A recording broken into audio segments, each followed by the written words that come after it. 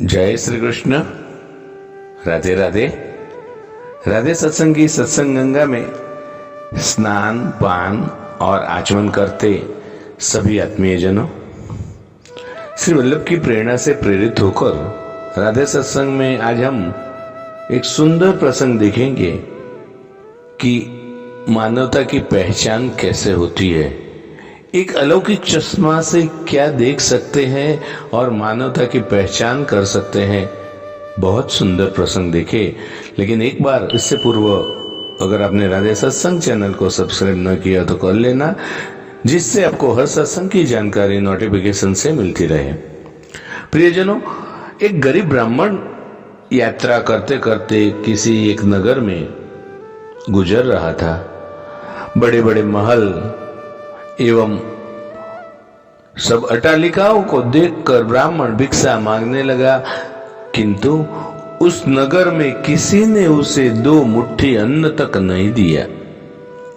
आखिर दोपहर हो गई तो ब्राह्मण दुखी हुआ। दुखी होकर अपने भाग्य को कोसने लगा। कोसता हुआ जा रहा था, सोच रहा था, कैसा मेरा दुर्भाग्य है, इतने बड़े नगर में मुझे खाने के लिए 2 मुट्ठी अन्न तक नहीं मिला। रोटी बनाकर खाने के लिए 2 मुट्ठी आटा तक नहीं मिला। और इतने में एक सिद्ध संत की निगाह उस ब्राह्मण पर पड़ी। उन्होंने ब्राह्मण की ये बड़बड़ाहट सुन ली। वे बड़े बड़े पहुंचे हुए संत थे, तो उन्होंने कहा, हे दरिद्र ब्राह्मण, तुम मनुष्य से भिक्षा मांगो, पशु क्या जाने भिक्षा देना। और यह सुनकर वो ब्राह्मण दंग रह गया। कहने लगा, हे महात्मन, अरे आप ये क्या कह रहे हैं? बड़ी बड़ी अट्टालिकाओं में रहने वाले मनुष्यों से ही मैंने भिक्षा मांगी है।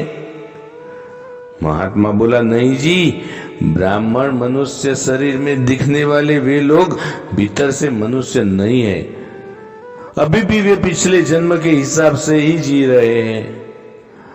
कोई शेर की योनि से आया है, कोई कुत्ते की योनि से आया है, कोई हिरण की योनि से आया है, तो कोई गाय या भैंस की योनि से आया है। उनकी आकृति मानव शरीर की जरूर है, किंतु अभी तक उनमें मनुष्यत्व निखरा नहीं है। और जब तक मनुष्यत्व नहीं निखरता, तब तक दूसरे मनुष्य की पीड़ा का पता उन्हें चलता ही नहीं। दूसरे में भी मेरा प्रभु है, यह ज्ञान उनको नहीं होता। तो तुमने मनुष्यों से नहीं, पशुओं से भिक्षा मांगी है। वो ब्राह्मण का चेहरा दुख व निराशाओं से भर गया था।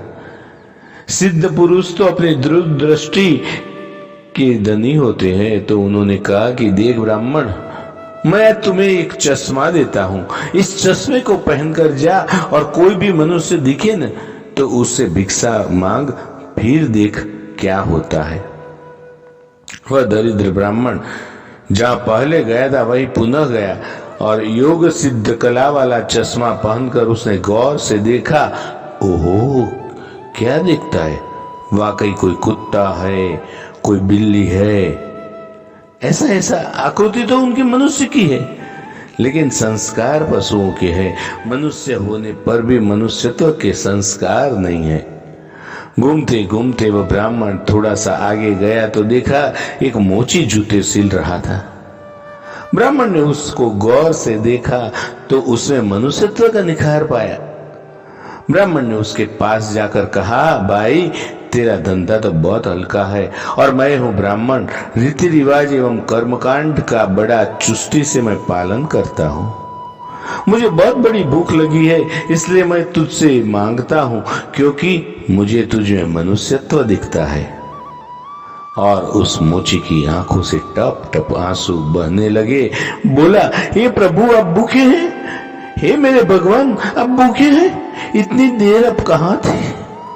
यह कहकर मोची उठा एवं जूते सिलकर टका आना, 2 आना वगैरह जो इकट्ठे किए थे, वो सब चिल्लर को लेकर हलवाई की दुकान पर पहुंचा और बोला, हलवाई भाई, मेरे इन भूखे मेहमान की, मेरे यहाँ भूखे भगवान की सेवा कर लो।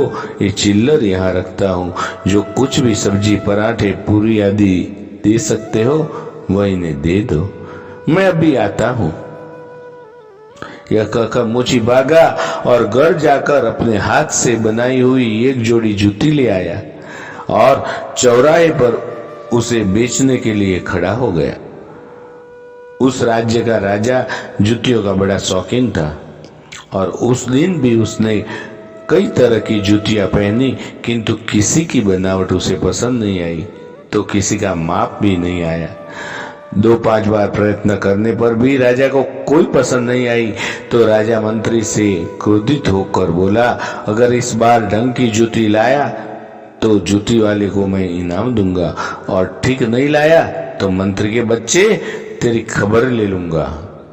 और देव योग से मंत्री की ये नजर इस मोची के रूप में खड़े हुए असली मानव पर गई, जिसमें मानवता खिली थी, जिसकी आंखों में कुछ प्रेम के भाव थे, चित्त में दया थी, करुणा थी, ब्राह्मण के संग का थोड़ा सा रंग लगा था। मंत्री ने मोची से जूती ले ली एवं राजा के पास ले गया। राजा को वह जूती एकदम फिट आ गई, मानो वह जूती राजा के नाप की ही बनी थी। राजा ने कहा, ऐसी जूती तो मैंने पहली बार पहन रहा हूँ, किसी मोची ने बनाई है ये जूती? मंत्री बोला, हजूर यह मोची बाहर ही खड़ा है। मोची को बुलाया गया। उसको देखकर राजा की मानवता थोड़ी खिली और राजा ने कहा, जूती के तो 5 रुपये होते हैं, किंतु ये 5 रुपये वाली नहीं है, 500 रुपये वाली जूती है। जूती बनाने वाले को 500 और जूती के 500, कुल 1000 रुपये इसको दे दो। मोची बोला, राजा जी तनिक ठहरिए, यह जूती मेरी नहीं है, जिसकी है उसे मैं अभी ले आता हूँ। मोची जाकर विनय पूर्वक उस ब्राह्मण को राजा के पास ले आया एवं राजा से बोला, राजा जी यह जूती इन्हीं की है। राजा को आश्चर्य हुआ। वह बोला, यह तो ब्राह्मण है, इसकी जूती कैसे? राजा ने ब्राह्मण से पूछा तो ब्राह्मण ने कहा, मैं तो ब्राह्मण हूं, यात्रा करने निकला हूं। राजा ने कहा, मोची जूती तो तुम बेच रहे थे, इस ब्राह्मण ने जूती कब खरीदी और कब बेची? मोची ने कहा, राजन मैंने मन में ही संकल्प कर लिया था कि जूती की जो रकम आएगी वह इन ब्राह्मण देव की होगी। जब रकम इनकी है तो मैं इन रुपयों को कैसे ले सकता हूँ, इसलिए मैं इन्हें लेकर आया हूँ। न जाने किसी जन्म में मैंने दान करने का संकल्प किया होगा और मुक्कर हो गया होऊंगा, तभी तो यह मोची का चोला मिला है। अब भी यदि मुकर जाऊं तो न जाने मेरी कैसी दुर्गति होगी। इसलिए राजन ये रुपये मेरे नहीं हुए, मेरे मन में आ गया था कि इस जूती की रकम इनके लिए ही होगी। फिर 5 रुपये मिलते तो मैं इनके होते और 1000 मिल रहे हैं तो भी इनके ही है। हो सकता है मेरा मन बेईमान हो जाता, लेकिन इसीलिए मैंने रुपयों को नहीं छुआ और असली अधिकारी को ले आया। राजा ने आश्चर्यचकित होकर ब्राह्मण से पूछा, ब्राह्मण मोची से तुम्हारा परिचय कैसे हुआ? ब्राह्मण ने अपनी सारी आप बीती सुनाते हुए सिद्ध पुरुष के चश्मे वाली बात बताई और कहा कि राजन आपके राज्य में पशुओं के दर्शन तो बहुत हुए, लेकिन मनुष्यत्व का दर्शन और मनुष्यत्व का अंश तो इन मोची बाई में ही नजर आया। राजा ने कौतूहलवश कहा, लाओ तो वह चश्मा जरा हम भी देखें। राजा ने यह चश्मा लगाकर देखा तो दरबारियों में उसे कोई सियार दिखा, कोई हिरण देखा, तो कोई बंदर और कोई रींछ दिखा।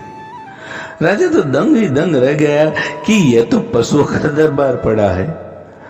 उसे हुआ कि ये सब पशु है तो मैं कौन हूं। उसने आईना मंगवाया एवं अपना चेहरा देखा तो शेर। उसके आश्चर्य की सीमा न रही।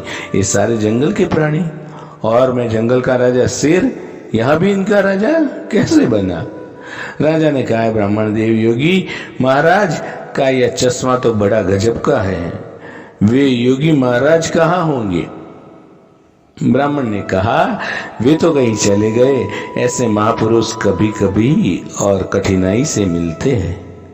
श्रद्धावान ही ऐसे महापुरुषों से लाभ उठा पाते हैं।